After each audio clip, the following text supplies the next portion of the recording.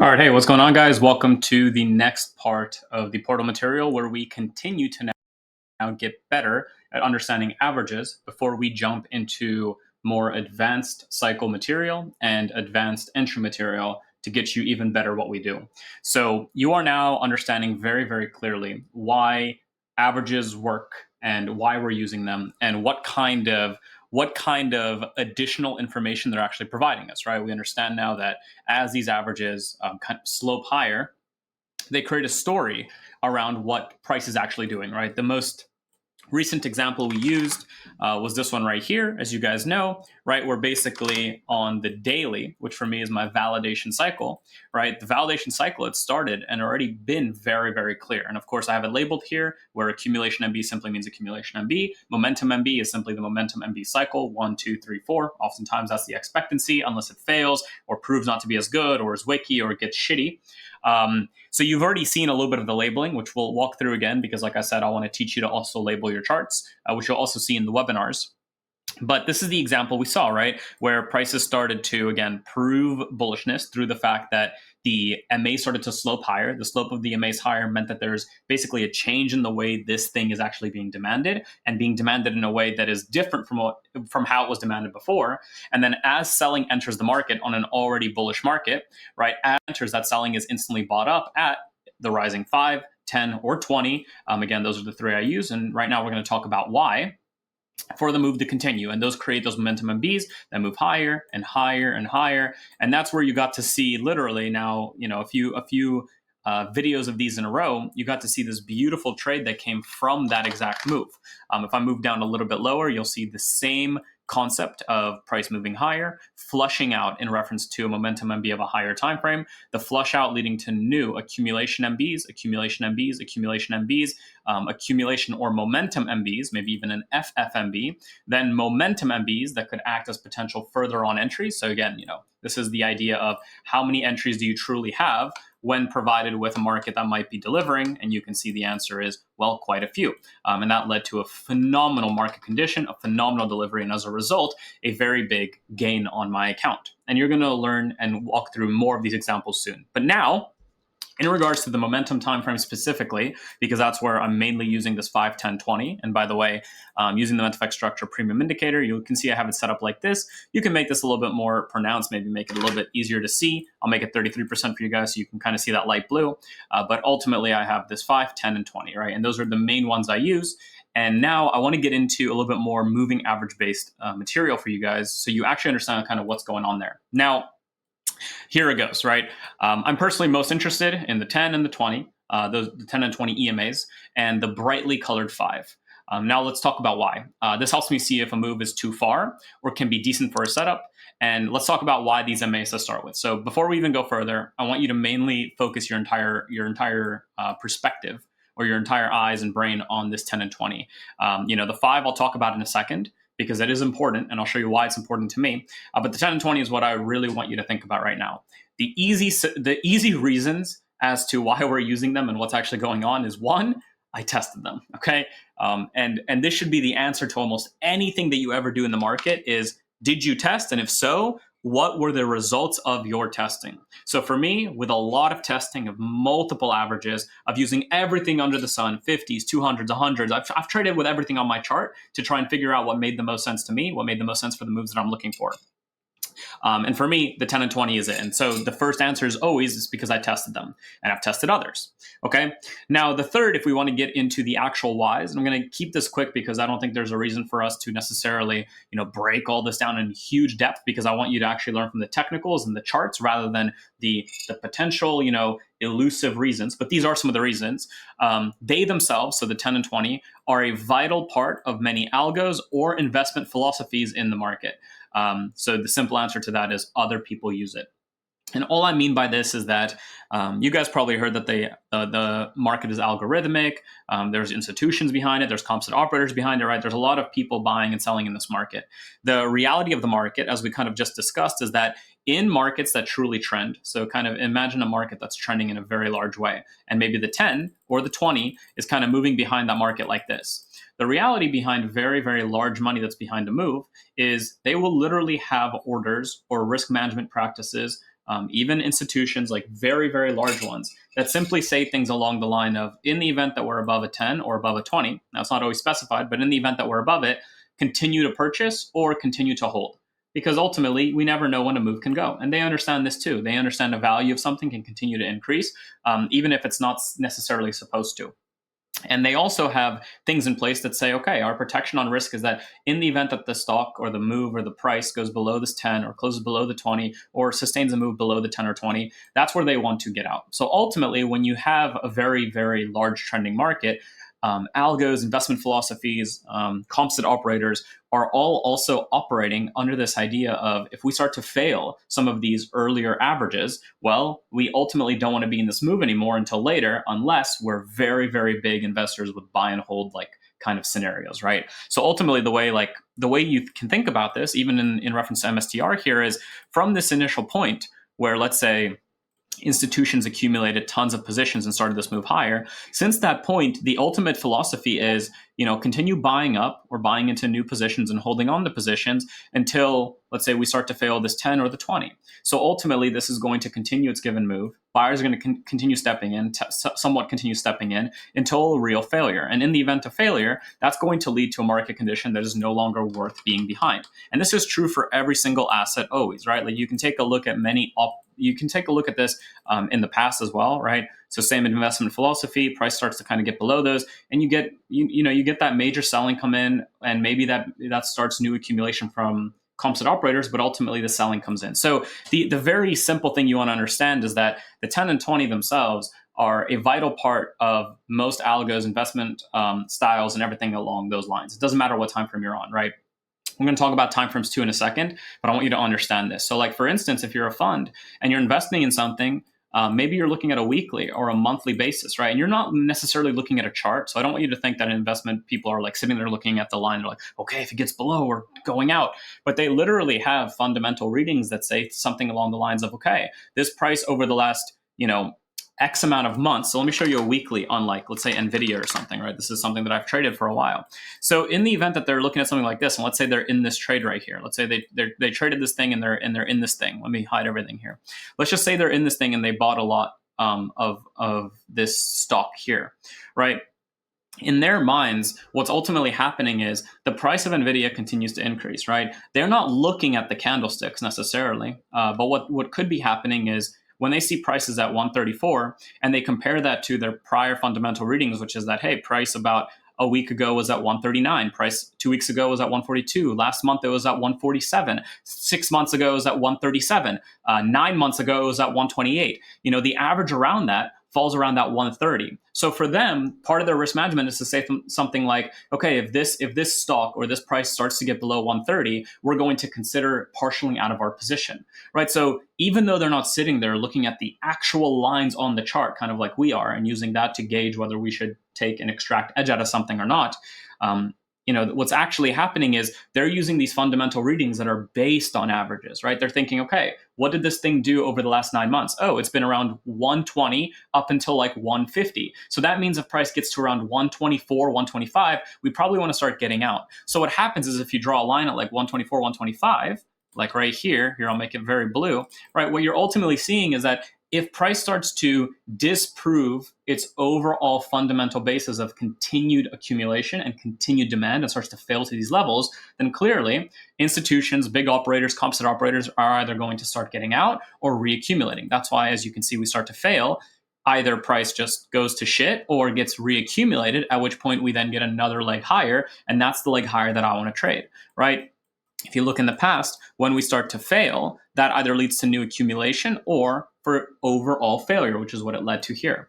So that's ultimately what's happening, right? We are basically understanding that the 10 and 20 on their own across timeframes are a vital part of many systems, are a vital part of many areas to either continue buying or to start getting out. Because again, similarly, in the event that price begins to move and pull back to the rising 5, 10, 20, as it pulls back to those 10, 20 specifically, right? Focus on that 10 and 20, like I said.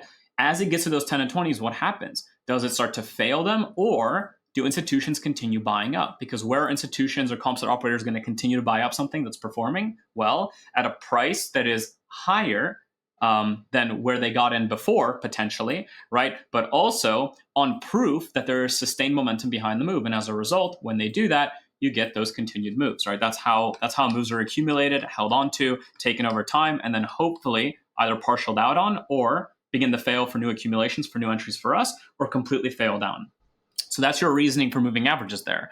The fourth is it just works. This kind of goes into number one. This kind of goes into number three. Ultimately, the more you look at charts, the more you see this, the more you look at it across EVCC or multiple EVCs, kind of across the board on good moves, on good markets, on good screened pairs. If you're looking at screened pairs, you see the same thing over and over and over again. And that is that it works. It's clear. It's clean.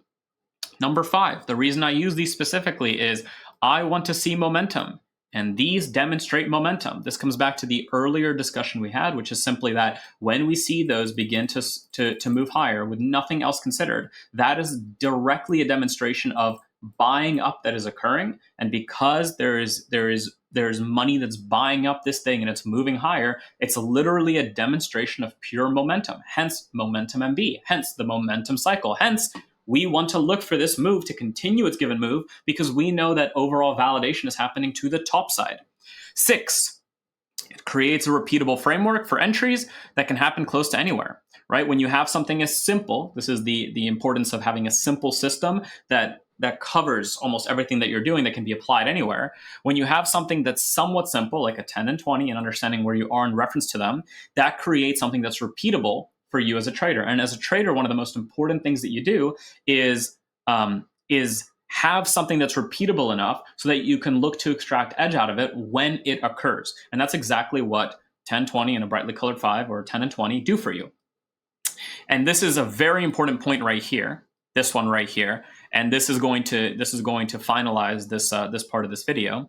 But by using 2 to 3 timeframes or more, we are actually using a lot of other moving averages, but we're just doing it across multiple timeframes rather than against one timeframe with many averages. And I'm going to show you what I mean by that right now, so you're never confused about it again. There are going to be a lot of people that come to me and say something along the lines of, but Anton, why don't you use a 50? Why not a 60? Why not a 100 EMA? Why not a 200 EMA? Why in the past have you used these, but don't use them before? One of the easier answers is, once again, we come back to this. I've done the testing across all of them. I've done the testing across all of them across timeframes and started to understand how I can make the most out of more simple bearings, right? What I mean by that is it's one thing to look at a market. So let me go like this. Let me go to the daily, right? It's one thing to look at a market like from this lens where you have a few very specific things you're looking for, 10, 20, maybe brightly colored 5, how the move is being made, how the move is selling down, how's it being bought up, how it looks in terms of the move itself, right? And then comparing that across other relative things or whatever. And then it's very different if I, for instance, had a chart that looked something like this, right? And I could add as many as I want to. I can add all these lines, and theoretically I could sit here and try to process and understand how all these lines are interacting with each other, but there's no use. And I want to show you why right now. On one hand, once the 10, 20, and 5 are kind of in motion for what I want to see for my validation or my momentum cycle, these, as you can see, kind of become useless. I don't really care where these are, how far they are below or above. It doesn't really matter because the thing I'm focused on is that momentum. But also, and this is where it gets really, really important, the reason it doesn't matter is right here, is because of this beautiful thing called the EVC or more, right? Or more, as in CCC, as many C's as you want based on the system that you're following. And what I mean by this is if you truly consider what you're doing, and you do the multiplication across what we're doing, we already know that an E with a multiple of 6 times 6 is going to give you the V, right? We know that's going to give you the V. And then the V as a multiple of 10 is going to give you the C. So what's really, really important to remember is that if we're looking at a context time frame, so let's assume that's my weekly time frame, right? If I'm looking at a context time frame and I'm using a brightly colored 5, a 10, and a 20 EMA, right? What does that actually mean when it comes to thinking about the V? Well, we know that oftentimes the C, right, is around a multiple of 10 of the V. So ultimately what's happening is if we also apply the same conditions to try and see what the V's EMAs are given the C, well, what do you know, right? 5 multiplied by 10 is what? It's 50. 10 multiplied by 10 is what? It's 100. 10 multiplied by 20 is what? It's 200. So boom. So all of a sudden, what you're actually doing through the EVC and through understanding multi-timeframe alignment or multi-order alignment is you're already taking into effect the consideration of potentially higher based averages, which can also be important because yes, a vital part of other algos and other investment philosophies and potentially long-term investors, even like Warren Buffett, he might have a rule where if something reaches below the 200 EMA, which is one of the rules I've seen on behalf of large investors, they sell out a portion of their position, right? A position might be like this for a long time over 200, right? For a long time over 200 like this. And then as it does this, this is where they sell a lot of their position or get out fully or go back into cash. So that can be part of an investment philosophy, but you never know what time frame that might be happening on.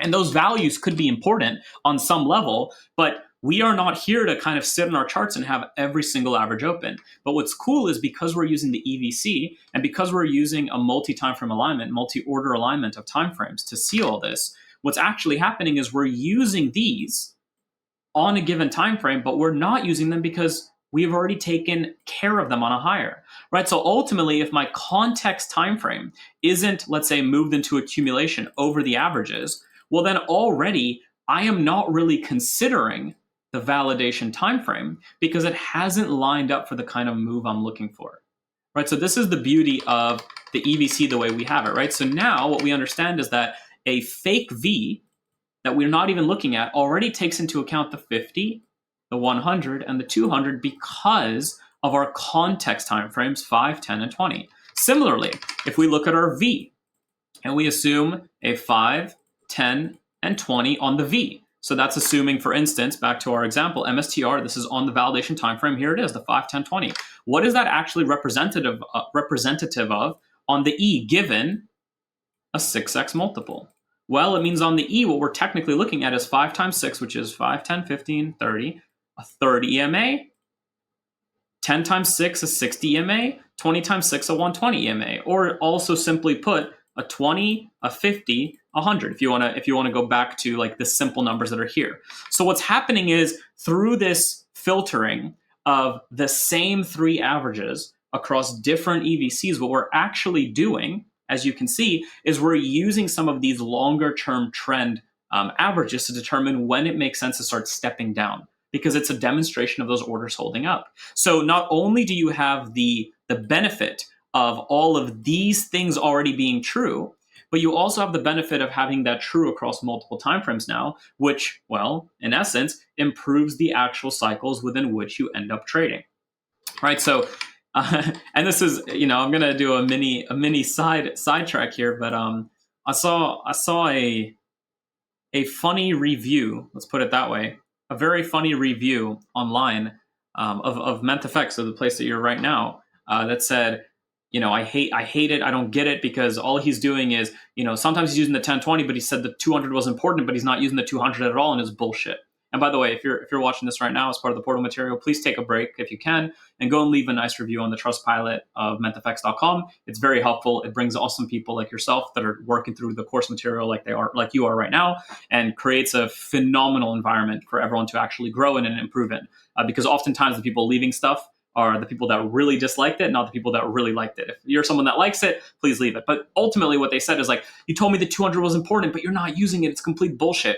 And what the person is not recognizing, right, is that you are taking into account those averages across timeframes, because what you're doing is you're working your way down. So for instance, when I'm on MSTR and I'm on the weekly, when I'm looking at this and I'm saying, I'm not trading this action down here. Well, what's actually happening is on a lower time frame, on the daily chart, what's happening? Prices here are under the 200 average, the 100 average, and the 50 average, right? So I don't end up trading this because the context time frame of the 5, 10, and 20 has taken care of the momentum cycle. But as price begins to push beyond the momentum cycle, basically on this candle right here, starts pushing beyond it and accumulating beyond it, what is that? That's price and orders moving themselves above the lower time frames, 200, 100, and 50 EMA, which allow us on now our validation time frame, because now it's getting above all those EMAs here, to start following the actual momentum of this time frame, because that has now started a momentum cycle. This is the beauty of fractility. This is the beauty of multi-time frame. This is what I mean when I say you are taking advantage of all the other averages that might exist by keeping your own analysis very, very clean and very, very simple. Now go on Trustpilot, leave a little thing, and then we'll get on with the next part. Thank you guys so much. I appreciate you.